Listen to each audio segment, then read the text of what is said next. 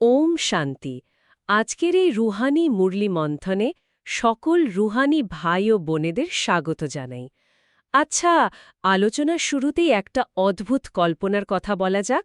ধরুন, পৃথিবীর সবচেয়ে বড় আর সবচেয়ে ঝলমলে একটা শপিং মলে হাঁটার সুযোগ মিলেছে। হুম শপিং মল মানে তো একেবারে থরে থরে সাজানো সব দামি জিনিসের সমাহার। একদম তাই। আর শর্ত হল, যার যা পছন্দ কোনো বাধা ছাড়াই ট্রলিতে ভরে নেওয়া যাবে। তো মনের আনন্দে পুরো মল ঘুরে ট্রলি ভর্তি করার পর যখন বিলিং কাউন্টারে যাওয়া হলো, তখন অপেক্ষা করছিল সবচেয়ে বড় চমকটা। আচ্ছা, মালিক কি বিল না নিয়ে অন্য কিছু করলেন? ঠিক তাই। মলের মালিক বিলের কাগজ ধরিয়ে দেওয়ার বদলে পকেট থেকে পুরো মলের চাবির গোছাটা বের করে হাতে তুলে দিলেন। আর খুব শান্ত গলায় বললেন, আজ থেকে এই সাধারণ গ্রাহকের পরিচয় শেষ, এই পুরো সম্পদের মালিকানা সম্পূর্ণভাবে হস্তান্তর করা হলো। বাপরে, এ তো একেবারে বিশাল ব্যাপার। মানে লৌকিক দুনিয়াতে এটা তো ভাবাই যায় না। হ্যাঁ, সাধারণ বুদ্ধিতে এমন ঘটনা একেবারেই অসম্ভব মনে হতে পারে, তাই না? কিন্তু আজকের মুরলিতে, মানে ২রা এপ্রিল ২০২৬-এর মুরলিতে, স্বয়ং শিব বাবা তার অসীম খাজাঞ্চিকে ঠিক এমনই এক ওয়ান্ডারফুল হাট্টি বা অদ্ভুত দোকান হিসেবে বর্ণনা করেছেন। আচ্ছা, মানে যেখানে শুধু সুখ শান্তির অনুভবই মেলে না। একদম। বাবা আত্মাদের একেবারে অনন্ত ভাণ্ডারের মালিক বানিয়ে দেন। এই জায়গাটা আসলে খুব গভীর।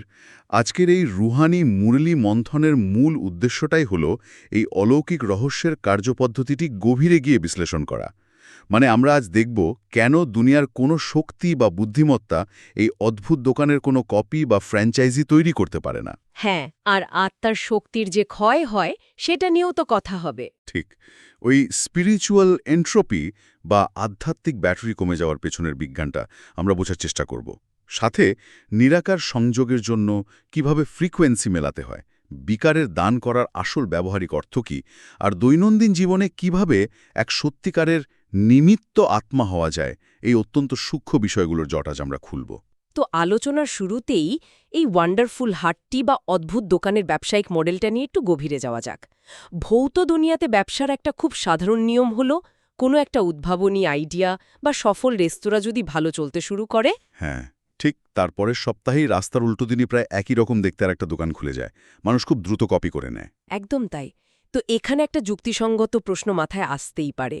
শত শত বছর ধরেই দুনিয়াতে এত এত মহৎ সন্ন্যাসী, এত জ্ঞানী ধর্মগুরুরা এসেছেন, তারাও তো শান্তি আর পবিত্রতার কথাই বলেন। তাহলে তাদের সেই আধ্যাত্মিক মডেলগুলো কেন শিব বাবার এই সুখ শান্তির মডেলটির মতো সর্বজনীন হতে পারল না? এটা খুবই চমৎকার একটা প্রশ্ন। মানে কেন তারা নিজেদের এমন কোনো অলৌকিক দোকান খুলতে পারলেন না, যা অনন্তকাল ধরে আত্মাদের ভরপুর করতে পারে? আসলে এই পার্থক্যের মূল কারণটা লুকিয়ে আছে ধারণ ক্ষমতা আর মূল উৎসের মধ্যে। লৌকিক দুনিয়ায় একটা মানুষ অন্য মানুষের মুখের কথা কপি করতে পারে, বাইরের আচরণ বা ব্যবসার ডিজাইন হুবহু নকল করতে পারে। কিন্তু কেউ কি কখনো একটা আস্ত মহাসাগরকে নিজের বাড়ির চৌবাচ্চায় কপি করতে পারে? না, সেটা তো একেবারেই অসম্ভব একটা ব্যাপার। পারে না। আজকের মূল্যতে খুব স্পষ্টভাবে বলা হয়েছে শিব বাবা হলেন জ্ঞান, সুখ, শান্তি এবং পবিত্রতার সাগর। সন্ন্যাসীরা হলেন নিবৃত্তি মার্গের পথিক, মানে তারা তো সংসার ত্যাগ করে জঙ্গলে বা পাহাড়ে তপস্যা করেন। হ্যাঁ, তাদের সাধনা বা ত্যাগ তো অত্যন্ত মহান। মহান হতেই পারে, কিন্তু তারা নিজেদের অনন্ত খাজাঞ্চির সাগর বলতে পারেন না। কারণ একজন মানুষের, সে যত বড় সাধকই হন না কেন, নিজের ভেতরে শক্তি ধারণ করার বা অন্যকে দেওয়ার একটা নির্দিষ্ট সীমা থাকে। মানে মানুষের ধারণ ক্ষমতাটা সীমিত। একদম। মানুষের আত্মা হলো এক একটি পাত্রের মতো, কিন্তু সাগর তো অনন্ত, তার কোনো সীমা নেই। সেখান থেকে যত খুশি নেওয়া যায় তা কখনো খালি হয় না। হুম, এই যুক্তিতে মানুষের সীমাবদ্ধতাটা খুব পরিষ্কার বোঝা যাচ্ছে। কিন্তু যদি আমরা ব্রহ্মা, বিষ্ণু বা মহেশ্বরের মতো সম্পূর্ণ পবিত্র এবং সূক্ষ্ম দেবতাদের কথা ভাবি, তাদের কাছে তো লৌকিক মানুষের মতো কোনো সীমাবদ্ধতা নেই। হ্যাঁ, তারা তো সৃষ্টির সবচেয়ে উঁচু স্তরের দেবতা। ঠিক। তো তাদের কাছেও কি এই অনন্ত সুখশান্তির ভাণ্ডার নেই, যা থেকে তারাই নিজেদের একটি অলৌকিক হাট্টি চালাতে পারেন? এখানেই আমাদের বীজ আর বৃক্ষের মেকানিজমটা বুঝতে হবে। দেবতারা হলেন এই বিশাল কল্পবৃক্ষের সৃষ্টি বা আউটপুট। তারা সেই অনন্ত সুখ এবং শান্তির সর্বোচ্চ অনুভব করেন। আচ্ছা, মানে তারা সেই খাজাঞ্চি বন্টন করার মাধ্যম হিসেবে কাজ করেন? একেবারে ঠিক। ব্রহ্মা বা বিষ্ণুর মতো দেবতারা মাধ্যম মাত্র, কিন্তু তারা নিজেরা সেই খাজাঞ্চির রচয়িতা বা স্রষ্টা নন। রচয়িতা বা বীজ হলেন একমাত্র এক নিরাকার শিব বাবা। একটা গাছ যত বড় বা যত সুন্দর ফলই দিক না কেন, গাছটি কিন্তু নিজে মাটি থেকে পুষ্টি সংগ্রহ করে। সে নিজেই নিজের জন্মদাতা নয়। ও আচ্ছা, তার মানে সৃষ্টির পক্ষে কখনোই স্রষ্টার বা বীজের জায়গা নেওয়া সম্ভব নয়। ঠিক তাই। বীজ হল সেই ঘনীভূত শক্তি যার ভেতরে পুরো বৃক্ষের ব্লুপ্রিন্ট লুকিয়ে থাকে। আর এই কারণেই শিব বাবার এই ওয়ান্ডারফুল হাতটি একেবারে অদ্বিতীয়। বীজের এই অসীম শক্তি অন্য কারো পক্ষে ধারণ করা বা কপি করা বলতে গেলে গাণিতিকভাবেই অসম্ভব। এই বীজ আর বৃক্ষের মেকানিজমটা থেকে একটা নতুন চিন্তার উদ্রেক হচ্ছে। মুরলিতে বলা হয়েছে শিব বাবা কল্পের সঙ্গমে এসে আধা কল্পের জন্য, মানে আগামী ২৫০০ বছরের জন্য আত্মাদের ভাণ্ডার একেবারে ভরপুর করে দেন। হ্যাঁ, আত্মারা তখন ১৬ কলা সম্পূর্ণ হয়ে যায়। তো সেই পূর্ণতা ধীরে ধীরে কিভাবে কমে যায়, এটা বোঝার জন্য আধুনিক প্রযুক্তির একটা খুব পরিচিত উদাহরণ টানা যেতে পারে। ধরুন, বাজার থেকে একদম নতুন একটা স্মার্টফোন কেনা হলো। আচ্ছা, একটা ফ্রেশ ফোন। হ্যাঁ, সেই ফোনে কোনো খারাপ অ্যাপ বা ম্যালওয়্যার নেই, কিন্তু সারাদিন শুধু সাধারণ কথা বলা, ছবি তোলা বা খুব ভালো ভালো কাজে ব্যবহার করলেও দিন শেষে এর ব্যাটারি ১০০% থেকে ধীরে ধীরে কমে আসবেই। আত্মার ক্ষেত্রেও কি ঠিক এমনটাই ঘটে? এই স্মার্টফোনের ব্যাটারির ধারণার সূত্র ধরেই বলা যায়, আত্মার শক্তির এই স্বাভাবিক কমে যাওয়ার প্রক্রিয়াটাকে আমরা স্পিরিচুয়াল এন্ট্রপি বলতে পারি। Spiritual entropy? মানে শক্তির স্বাভাবিক রূপান্তর। একদম তাই। পদার্থবিজ্ঞানে এন্ট্রপি হল শক্তির এমন এক রূপান্তর যা ধীরে ধীরে যে কোনো সিস্টেমকে তার প্রাথমিক অবস্থা থেকে পরিবর্তিত করে। সত্যযুগ বা ত্রেতাযুগে আত্মারা ১৬ কলা বা ১৪ কলা সম্পূর্ণ থাকে, অর্থাৎ আত্মার ব্যাটারি থাকে ১০০% বা তার কাছাকাছি চার্জড। সেখানে তো কোনো রাবণ, মায়া বা নেতিবাচকতা নেই। নেই, কিন্তু আত্মাকে তো কর্ম করতে হয়, রাজত্ব চালাতে হয়, প্রজার সাথে, পরিবারের সাথে অত্যন্ত পবিত্র এবং মধুর সম্পর্ক নিভাতে হয়। এই যে সম্পূর্ণ পবিত্র এবং স্বাভাবিক কর্ম, এর মাধ্যমেই কিন্তু আত্মার আদিশক্তির স্বাভাবিক ব্যবহার হতে থাকে। আচ্ছা, ঠিক যেমন একটি খুব দামি ফোনের স্ক্রিন অন রাখলে বা ভালো গান শুনলে ব্যাটারি খরচ হয়। ঠিক ধরেছেন। এটা কোনো নেতিবাচক ক্ষয় বা শক্তির অপচয় নয়, বরং শক্তির অতি স্বাভাবিক ও সুশৃঙ্খল ব্যবহার। তার মানে সত্যযুগে ব্যাটারির চার্জ কমাটা খুব স্বাভাবিক এবং একটা ইতিবাচক নিয়মের মধ্যেই ঘটে। তাহলে আত্মার এই শক্তির গ্রাফে বড় পতনটা কখন ঘটে? দাপর যুগে এসে হঠাৎ কি এমন পরিবর্তন হয়? বড় পতনটা শুরু হয় যখন দাপর যুগে আত্মাদের মধ্যে দেহ অভিমান বা ৫ বিকাররূপীর রাবণ প্রবেশ করে। যদি স্মার্টফোনের উদাহরণে ফিরে যাই, ধরুন এবার সেই স্বাভাবিকভাবে চলতে থাকা ফোনে মারাত্মক কিছু ভাইরাস বা ম্যালওয়্যার ঢুকে পড়ল। বাপরে, তখন তো ফোন গরম হতে শুরু করবে। একদম। এই ম্যালওয়্যারগুলো ব্যাকগ্রাউন্ডে এমন সব প্রসেস চালাতে থাকে যা ফোনের সিস্টেমকে গরম করে দেয়। তখন ব্যাটারিতে যেন একটা শর্ট সার্কিট হয়ে যায়।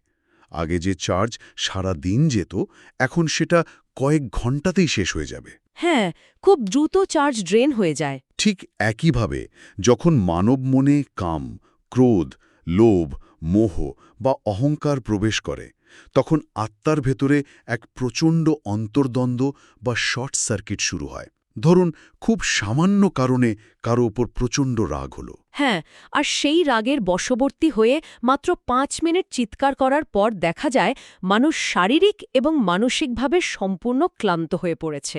একদম। এই যে শক্তির মারাত্মক অপচয়, এটাই হলো বিকারের কারণে হওয়া আধ্যাত্মিক শর্ট সার্কিট। এর ফলে আত্মারা খুব দ্রুত নিজেদের চার্জ হারিয়ে তলানিতে এসে পৌঁছায়। এই শর্ট সার্কিট হওয়া ব্যাটারিকে পুনরায় চার্জ করার একমাত্র উপায় হিসেবে মুরলিতে স্মরণের যাত্রা বা মনমনাভাব এর কথা বলা হয়েছে, কিন্তু একটা ব্যাপার খুব অবাক করে। কোন ব্যাপারটা? যে পরমপিতা আত্মাদের অনন্তকাল ধরে স্বর্গসুখের উত্তরাধিকার দিচ্ছেন, সেই দাতা বাবাকে আত্মারা বারবার ভুলে যায়। এই অদ্ভুত বিস্মৃতির পেছনের মনস্তত্ত্বটা আসলে কি? এর পেছনের বিজ্ঞানটা বুঝতে হলে আমাদের মস্তিষ্কের অবচেতন মনের অভ্যাসের দিকে তাকাতে হবে। আত্মারা গত ৬৩ জন্ম ধরে কেবল দৃশ্যমান বা ভৌত রূপের প্রতি আসক্ত হয়ে আছে। মানে যা দেখা যায়, ছোঁয়া যায়। ঠিক, যেটাকে চোখ দিয়ে দেখা যায়, যার একটা নির্দিষ্ট আকার বা রূপ আছে, এমন দেহ এবং পদার্থের প্রতি আমাদের মন সম্পূর্ণভাবে অভ্যস্ত বা প্রোগ্রামড হয়ে গেছে। লৌকিক দুনিয়ায় স্বামী-স্ত্রীর সম্পর্ক বা যে কোনো জাগতিক সম্পর্কের একটা শারীরিক অস্তিত্ব আছে। হ্যাঁ, মস্তিষ্ক খুব সহজেই সেই আকারকে রেজিস্টার করতে পারে। কিন্তু শিব বাবা হলেন সম্পূর্ণ নিরাকার। এখানে ব্যাপারটা অনেকটা ওয়্যারলেস নেটওয়ার্কের মতো কাজ করে। একদম ঠিক। সাধারণত কোনো ফিজিক্যাল তার বা কেবেল দিয়ে তো আর ওয়্যারলেস রাউটারের সাথে যুক্ত হওয়া যায় না। ওয়্যারলেস সংযোগের জন্য তো রিসিভারের নিজস্ব ফ্রিকোয়েন্সি মেলাতে হয়। এখানে মূল মেকানিজমটা কাজ করে। নিরাকার বাবার সাথে ফ্রিকোয়েন্সি ম্যাচ করতে হলে আত্মাকেও প্রথমে নিজেকে এই দৃশ্যমান ভৌত দেহ থেকে সম্পূর্ণ আলাদা ভাবতে হবে। নিজেকে একটি নিরাকার বিন্দু হিসেবে অনুভব করতে হবে। হ্যাঁ, যতক্ষণ কোনো আত্মা নিজেকে এই রক্তমাংসের শরীর বলে মনে করবে, তার ফ্রিকোয়েন্সি থাকবে একেবারে স্থূল বা ভৌত স্তরে। আর শিব বাবার ফ্রিকোয়েন্সি হল সর্বোচ্চ এবং সূক্ষ্মতম। আর স্থূল ফ্রিকোয়েন্সির সাথে সূক্ষ্ম ফ্রিকোয়েন্সির তো কখনো ম্যাচিং হতে পারে না। একেবারে তাই। এই কারণেই স্মরণের যাত্রায় এত পরিশ্রম লাগে, কারণ আমাদের বারবার স্থূল অভ্যাসের বিরুদ্ধে গিয়ে নিজেদের সূক্ষ্ম বিন্দুরূপে অনুভব করতে হয়। মুরলিতে যে কর্মযোগী হওয়ার কথা বলা হয়, তার মানেই হল বাইরের লৌকিক কর্ম করতে করতেই ভেতরের এই নিরাকার ফ্রিকোয়েন্সির সংযোগটা ব্যাকগ্রাউন্ডে অবিচ্ছিন্ন রাখা। এই যে ফ্রিকোয়েন্সি মেলালো এবং ওয়্যারলেস সংযোগের কথা বলা হলো, যখন কোনো আত্মা এই ফ্রিকোয়েন্সিতে পুরোপুরি স্থির হয়ে যায়, তখন তার চারপাশের দুনিয়াটাও তো বদলে যাবার কথা। হ্যাঁ, পুরোপুরি বদলে যায়। আধুনিক বিজ্ঞানের দৃষ্টিতে দেখলে সত্যযুগের সম্পূর্ণ নির্বিকারী দুনিয়ার ধারণাটি অনেকের কাছেই অবাস্তব মনে হতে পারে। সাধারণ বুদ্ধিতে কারো মনে হতেই পারে কাম বিকার বা শারীরিক প্রজনন ছাড়া তো মানব সভ্যতার বা সৃষ্টির বিস্তারই সম্ভব নয়। হ্যাঁ, বর্তমানে সবাই তো এটাই ভাববে। করছে মুরলীতে যে শুদ্ধ সংকল্প বা যোগবলের কথা বলা হয়, সেটাই কি তাহলে সৃষ্টির মাধ্যম হয়ে দাঁড়ায়? সাধারণ লৌকিক বুদ্ধির কাছে এটা অসম্ভব মনে হওয়াটাই স্বাভাবিক, কারণ বর্তমান দুনিয়ার বিজ্ঞান কেবল স্থূল পদার্থের নিয়মগুলোই জানে। কিন্তু সত্যযুগের বিজ্ঞান হল সম্পূর্ণ একটি উচ্চতর মাত্রার বিজ্ঞান। মানে হায়ার ডাইমেনশনের কোনো বিষয়? ঠিক তাই।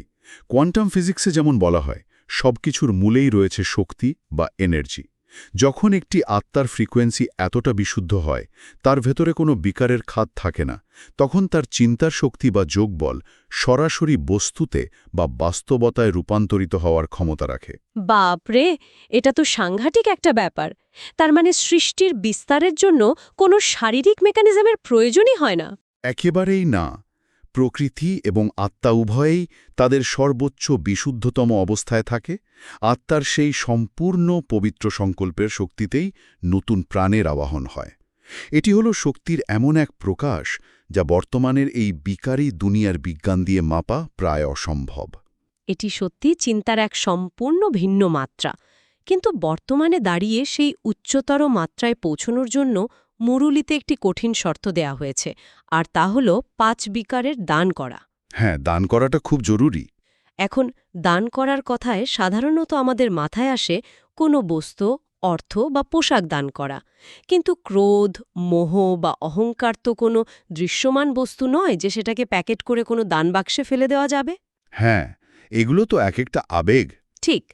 আধ্যাত্মিক পথে এই দান করার ব্যবহারিক প্রয়োগটা আসলে কিভাবে সম্ভব? ধরুন, রাস্তায় কেউ খুব বাজেভাবে গাড়ি চালিয়ে এসে ধাক্কা মারল, অথবা অফিসে কোনো সহকর্মী সবার সামনে বিনা কারণে অপমান করল। সেখানে ক্রোধ দান করার অর্থ কি দাঁড়ায়? আধ্যাত্মিক অর্থে বিকারের দান মানে বস্তুগত দান নয়। এর মানে হল সেই নির্দিষ্ট বিকারটি ব্যবহার করার যে অধিকার বা হক মানুষ নিজের কাছে রেখে দেয়, সেই অধিকারটাকে চিরতরে ছেড়ে দেওয়া। আচ্ছা, মানে রেগে যাওয়ার অধিকারটাই ছেড়ে দেওয়া? একেবারে তাই। যখন রাস্তায় কেউ ধাক্কা মারে বা অফিসে কেউ অপমান করে, তখন ভেতরের ইগো বা অহংকার বলে, আমার অধিকার আছে এর প্রতিবাদ করার, আমার অধিকার আছে রেগে যাওয়ার বা চিৎকার করার। হ্যাঁ, স্বাভাবিকভাবেই মানুষটা এটাই ভাবে। দান করার অর্থ হল পরিস্থিতি যতই চরম হোক না কেন, ক্রোধ প্রকাশ করার এই অধিকার আমি চিরতরে বাবাকে দিয়ে দিলাম। আমি আর এই অধিকারটি ব্যবহার করতে পারবো না। লৌকিক দুনিয়াতেও যদি কেউ কাউকে একটা জিনিস দান করে দেয়, তবে কি সে পরের দিন গিয়ে সেই জিনিসটা ফেরত চাইতে পারে? না, না, তা তো পারে না। ঠিক তেমনি একবার ক্রোধ দান করার পর কোনো অবস্থাতেই আর রেগে যাওয়ার অধিকার থাকে না।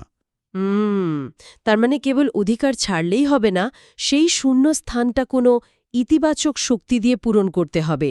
যেমন মুরলিতে বলা হয়েছে, ক্রোধের জায়গায় শ্রীলক্ষ্মী শ্রীনারায়ণের মতো অসীম মধুরতাকে ধারণ করতে হবে। একেবারে তাই। এবং এই মধুরতা ধারণের বিষয়টি আজকের অব্যক্ত ইশারার সাথে খুব গভীরভাবে যুক্ত। আচ্ছা, সেখানে কি বলা হয়েছে? সেখানে বলা হয়েছে যে কারোর অতীত বা পাস্ট দেখে তার বর্তমানের উপর নেতিবাচক ধারণা তৈরি করলে নিজেরই মধুরতা নষ্ট হয়। ধরুন, অফিসে যে মানুষটি আজ আপনার সাথে খারাপ ব্যবহার করল, আপনি যদি তার অতীত ভুলগুলোর কথা মনে রেখে ভাবেন যে এ তো আগে থেকেই এমন, এর স্বভাবই খারাপ, তাহলে আপনার নিজের ভেতরেই একটা সূক্ষ্ম তিক্ততা তৈরি হবে। হ্যাঁ, আর সেই তিক্ততা তো দৃষ্টিভঙ্গিকে দূষিত করে ফেলবে। একদম। তখন আর সেই মানুষের প্রতি সত্যিকারের মধুর আচরণ করা সম্ভব হবে না। অন্যের অতীত ভুলে যাওয়া বা অতীতের ওপর একটা সম্পূর্ণ ফুলস্টপ টানা আসলে নিজের আত্মার পবিত্রতা ও মধুরতাকে রক্ষা করারই সবচেয়ে বড় ঢাল।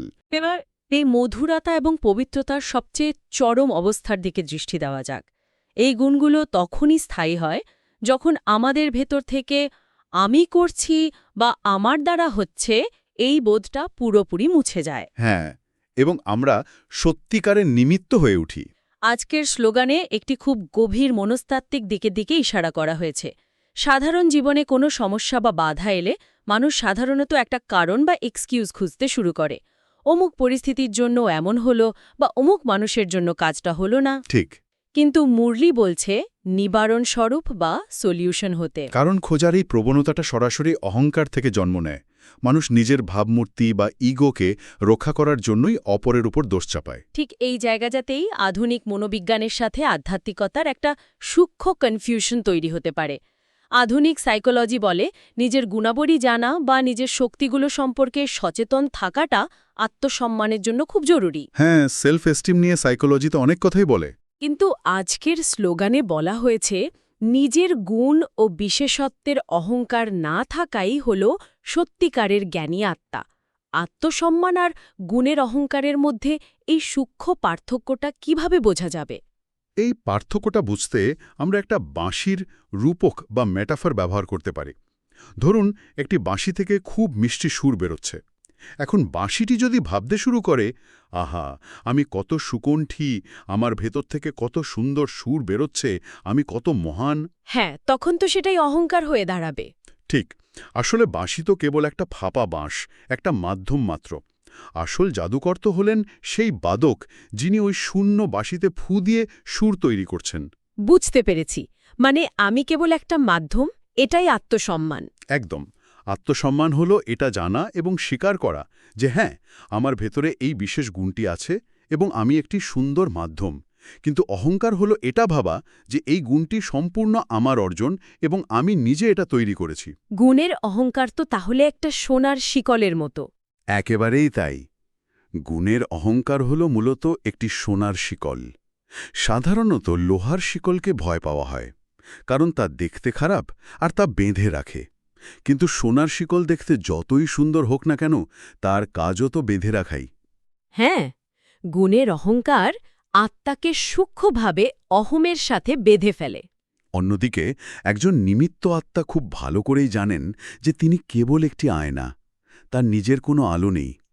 করোনাওয়ালা বাবা তার দ্বারা এই শ্রেষ্ঠ কর্মগুলো করাচ্ছেন।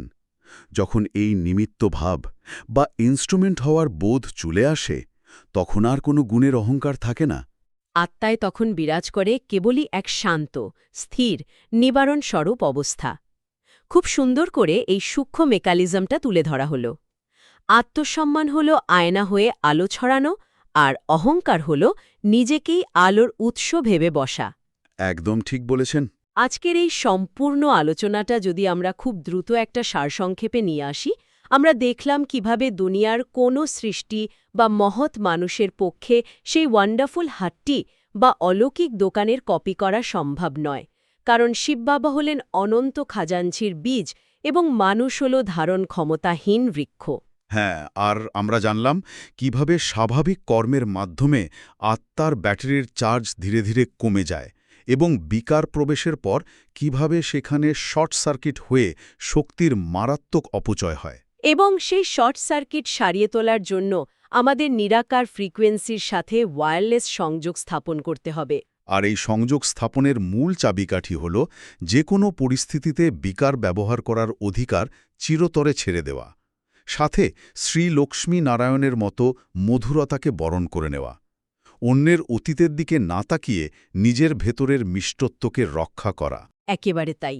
এবং সবশেষে আমরা বুঝলাম কিভাবে গুণের অহংকার নামক সোনার শিকল থেকে মুক্ত হয়ে বাবার হাতের একটি শূন্য বাসে বা নিমিত্ত হতে হয়। আজকের এই বিস্তৃত এবং চমৎকার আলোচনার পর সবশেষে সবার জন্য একটি বিষয় ভাবার মতো রেখে যেতে চাই। হ্যাঁ, একটা চিন্তার খোরাক তো থাকতেই হয়। আমরা তো সবাই বাবার সেই ওয়ান্ডারফুল হাটটি বা অলৌকিক দোকানের উত্তরাধিকার ও সম্পদের মালিকানা পেয়েছি। কিন্তু একবার ভেবে দেখা যেতে পারে আমাদের দৈনন্দিন জীবনের আচরণ, আমাদের কথাবার্তা, আমাদের মধুরতা ও নম্রতা কি সত্যি সেই অলৌকিক দোকানের এক একটি শাখা বা ফ্র্যাঞ্চাইজি হয়ে উঠছে? খুবই চমৎকার একটা প্রশ্ন। আমরা প্রতিদিন যেখানেই যাই, হোক সেটা কাজের জায়গা, জ্যামে আটকে থাকা রাস্তা বা নিজের পরিবার, আমাদের সেই উপস্থিতির ভাইব্রেশন কি সেখানে বাবার একটি নতুন রুহানি দোকান খুলে দিচ্ছে, যার দরজায় পা রাখলেই অশান্ত মানুষ এক অজানা প্রশান্তি অনুভব করতে পারে? এটা সত্যি আমাদের সবাইকে আত্মবিশ্লেষণ করতে সাহায্য করবে। এই প্রশ্নটি মনের গভীরে রেখে আজকের রুহানি মুরলীমন্থনের এখানেই সমাপ্তি ঘোষণা করছি। ওম শান্তি।